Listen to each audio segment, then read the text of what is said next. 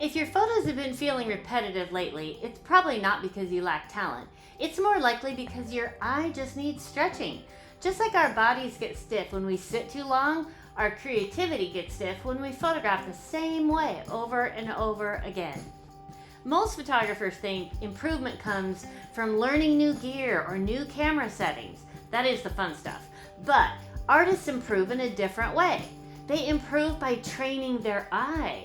And one of the best ways to do that is through creative exercises. And before you roll your eyes at the word exercise, these are not boring. They're actually some of the most fun ways to rediscover curiosity in your photography. In fact, I went to San Francisco this past weekend to try these out again myself. So that's why posting this is a few days late. But wow, it definitely woke up my eye and my passion for photo safaris. And the bonus? We were blessed with excellent, gorgeous, clear weather. Exercise 1 is the shape hunt. One of the easiest ways to wake up your photographic eye is something I call the shape hunt. Instead of photographing subjects, you photograph shapes, like circles, which is my usual favorite because I'm a circle freak. Or you can do triangles maybe, or perhaps leading lines.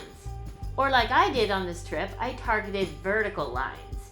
You just go out with a mission, and the mission is simple. Only photograph that shape. You might notice your shape in rooftops, or shadows, in architecture, maybe in reflections, even in the way people stand. When you start looking for shapes instead of subjects, something interesting happens. You begin seeing patterns and designs everywhere. And photography, at its heart, is really about design with light. This next exercise is one of my personal favorites. I call it the light chase. So for 10 minutes, just 10 minutes, follow the light. Not the subject, the light. Watch how it moves across surfaces. Look at highlights and shadows. Look for reflections and edges of light. You might even notice sunlight shining through a doorway or creating a texture on a wall. All these images were taken within a few minutes from one location at Point Lobos, near the Cliff House and the Sutro baths in San Francisco. All right, we're out here at Point Lobos. It's so beautiful. I love the leading lines of the walkway. I'm gonna zoom in just a little bit and capture that. And then I love the rocks out there. I'm looking at it wide and then I'm zooming in with my lens to isolate stuff. Actually, I like the wide scene and I like zooming in as well. That's what's so great about having a zoom lens. But I'm looking at the light and I see the light coming across here. And I love the shadows and highlights of the trees. Of course, I love trees like that.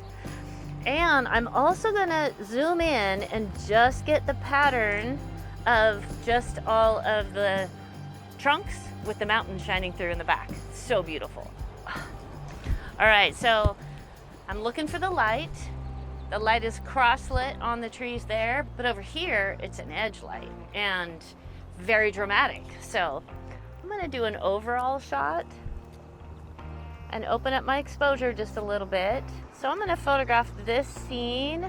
That's so gorgeous. And now I'm seeing that little walkway there. So I'm gonna go vertical and do the little walkway. Wow. From this one vantage point, I see so many different things. And the light, the direction of the light, makes all the difference. The more you train yourself to notice light, the more control you gain over your photography. And of course, if you've watched my channel at all, you know I believe photography is all about the light. Exercise 3 is mood sampling. This exercise is one of the most creative ones. You choose one subject. I chose the Golden Gate Bridge, of course, one of my favorite landmarks. Then you photograph it 3 different emotional ways, or more if you can. For example, peaceful, dramatic, joyful, mysterious. You might change the lighting, your angle, the distance, the depth of field, or even the color temperature. And what you discover is something really important. Photography isn't just about what something looks like. It's about what something feels like. Exercise 4 is the single focal length rule, which I didn't try on this excursion, but this one's incredibly powerful because it removes options. And sometimes creativity actually grows when we remove choices. For one entire photo session, use only one focal length. That might mean one prime lens, or one zoom setting, just put tape on it so it doesn't move. Or one photo camera perspective. No switching lenses, no zooming in and out constantly. Instead, you move. You zoom with your feet. You step closer, you step farther away, and you change your angle. And suddenly, you're going to start thinking more intentionally about composition. Exercises like this might sound really simple, but artists in every field use them. Musicians practice scales, painters do color studies, writers do prompts. Exercises aren't childish, they're how the artists grow. So here's your creative assignment for the week. Pick one of these exercises and try it. Or if you're feeling ambitious, try all 4. And don't worry about whether or not the photos are perfect. The goal is not perfection. The goal is awakening your eye. So I'll see you back here next weekend. Until then, stay curious, keep noticing, and keep following the light.